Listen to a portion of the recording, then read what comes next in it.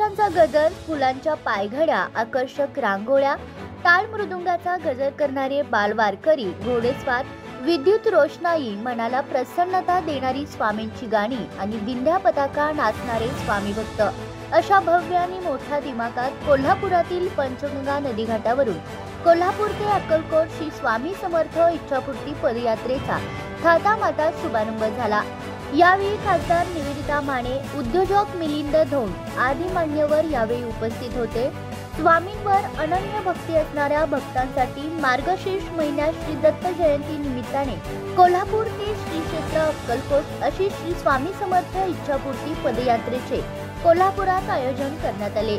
8 वर्ष अविरतपणे हा पायी दिंडी सोहळा आयोजित करण्यात येत असून या दिंडी सोहळ्याचे 9वे वर्ष आहे। या पायी दिंडी सोहळ्याची सुरुवात कोल्हापुरातील प्रयाग चिखली येथील श्री दत्त मंदिर पंचगंगा संगमावरून झाली। सोमवार दिनांक 2 डिसेंबर रोजी सर्व स्वामी भक्त प्रयाग चिखली येथे जमले। त्यानंतर मंगळवार दिनांक 3 डिसेंबर रोजी पहाटे श्रींना रुद्राभिषेक करून संकल्प, नामस्मरण आणि श्री दत्त मंदिराला 108 प्रदक्षिणा घालून पदयात्रेला सुरुवात झाली। ही पदयात्रा दुपारी शिवाजी पूल पंचगंगा नदीघाटावर विश्रांतीसाठी थांबवण्यात आली। काही काळ विश्रांती पाहून सायंकाळी 5 वाजता पंचगंगा नदीघाटावरून भव्य अशा या दिंडी सोहळ्याला सुरुवात झाली। सर्वप्रथम मान्यवरांच्या हस्ते श्रींच्या रथासमोर श्रीफळ वाढवून स्वामी चरण प्रार्थना करण्यात आली। यावेळी स्वामी भक्तांचा सन्मान या ठिकाणी करण्यात आला।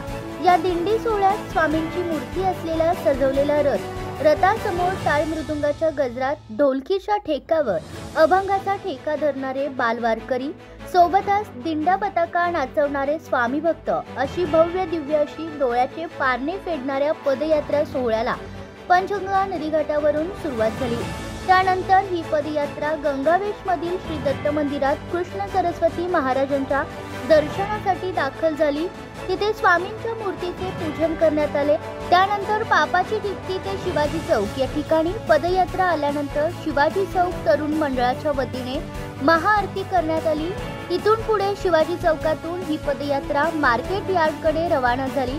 या पदयात्रेचे अध्यक्ष अमोल कोरे, संस्थापक रमेश तावरे, सदस्य जगमोहन बुरके, यशवंत चव्हाण, कार्याध्यक्ष सुहास पाटील, चोपदार नारायण यादव, महिला प्रतिनिधी सौ वेणुताई सुतार यांच्याकडून या पदयात्रेचे नेटके नियोजन करण्यात आले।